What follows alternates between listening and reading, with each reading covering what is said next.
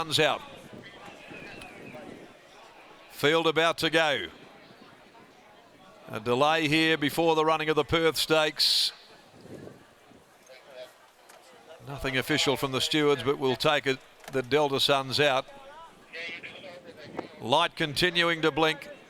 He holds them up. Often racing. Do I Feel Lucky might have missed it a half a step from the inside. Castle Road, King's Court amongst the first to get going. And away very quickly here on the outside. Driving forward is chomping at the bit soon after the start.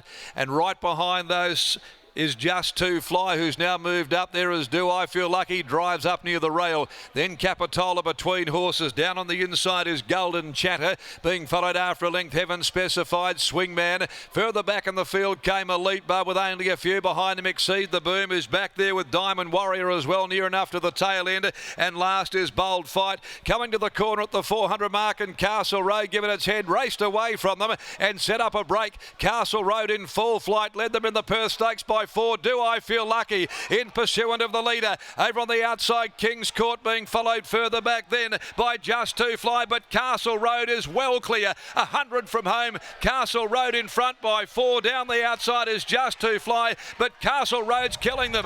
Castle Road blitzed them. Castle Road by 3. Just To Fly, Exceed the Boom, got home strongly along the rails to grab third. Behind them, King's Court, Swingman was okay. Also right there, Diamond Warrior made ground. Heaven Specified further back. Also Golden Chatter behind them.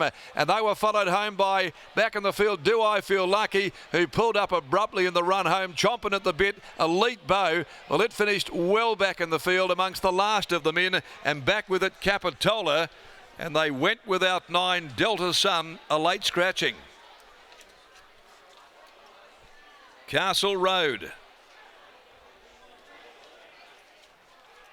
Number 2, Castle Road, Craig Staples, makes it 3 wins from 5 and has been ejected right back into popularity from the Karrakatta Plate point of view with his dazzling win.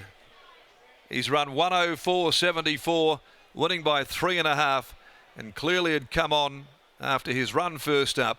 He's taken a stack of improvement from that and absolutely destroyed them.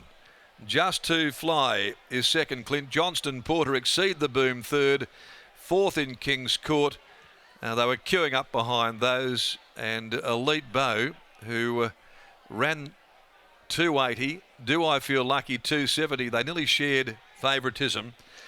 And both have been well beaten. Castle Road, far too good. The Safeguard gelding out of Clare Castle. What a great producer she has been. A wonderful filly herself. Owned by Laura Jordan, Paul Van Lowenhout, Mrs. J.D. Bond, Colin Brown at Magumba, C. Hannigan, Gary Dickey, D. Bellarocca, P.J. Kirby, Lorraine Atherton, B. Downey and G. Downey, T.J. Morley, D. Harding, A. Carver, and trained by Paul Jordan here at Ascot, Craig Staples in the saddle. He let it go and it just put them to bed in the twinkling of an eye. Just To Fly second by Justify from Ephemera. Luke Fernie, Clint Johnston Porter, and Exceed the Boom by Exceedance out of All Boom, Holly Watson for trainer Mitchell Pateman. 3.5 in 104.74 thereafter the running of the Perth Stakes, but that was a blitzkrieg. The Swan Draft Jim Crack, 1100 Group 3 level next, 3:50 starting time, no changes, 14 fillies to do battle. And plenty of stars engaged in the next on the program as well, as we head down now to Lockie. Joining us, Paul Jordan, slowly but surely makes his way down there into the enclosure. And for all of the good youngsters that he has trained, he'd be very excited with the way this horse has come on from one run into the preparation going to the Karrakatta Lock. Aaron, he's been the master of the 2-year-olds for a long time now, and he's done it again. Paul, congratulations on the win. When this horse was beat 3 weeks ago, he was the first or second favourite at around $3.90.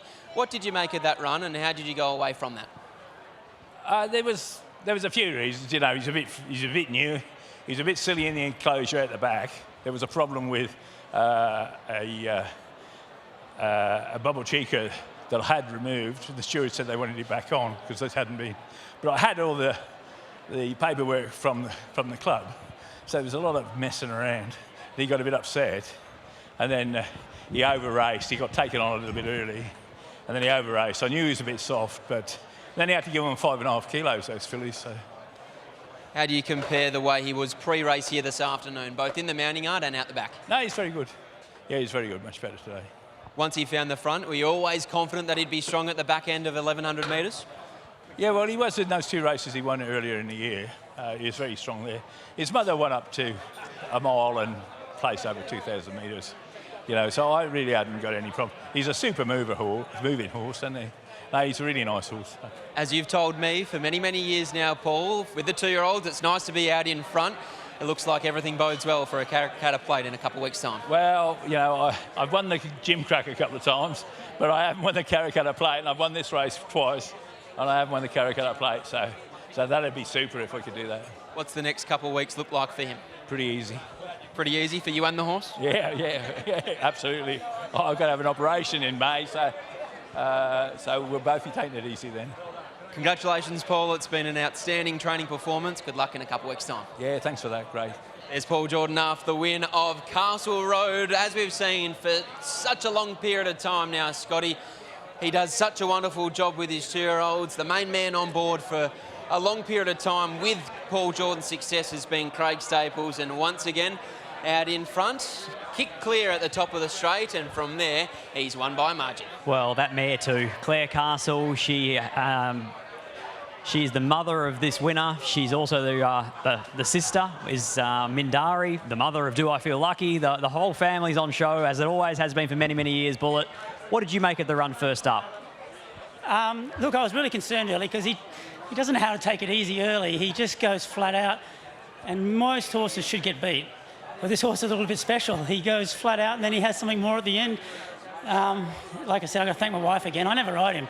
I'm semi-retired. I just come out to ride this one now and then, and all I do is hang on because he's a bit of a rider. He's a bit all over the place. There was some speed underneath him today, but it also looked like he crossed quite comfortably. Oh yeah, he came out beautiful. There was a lot of drama in the barriers before the race. I was really concerned he was getting upset, but he just put the right foot forward when the gates open. The one thing he does do, he knows when he wants to run. 1,200 metres of a Karrakatta Plate. Holds no fears? It just depends if something goes with him early. I have no steering. I'm just hoping if he starts getting any sort of race manners, he's going to be unbeatable. Every time we speak to Sean O'Donnell, he says love to the wife. This one for you, you have no choice. I have no choice. She gets up every morning and I stay in bed. Congratulations, well done, Bullet. Thank you. There's Craig Staples. Great to see him combined with Castle Road and Paul Jordan once again. He takes out the Perth Stakes en route to a Karrakatta Plate in a couple of weeks' time.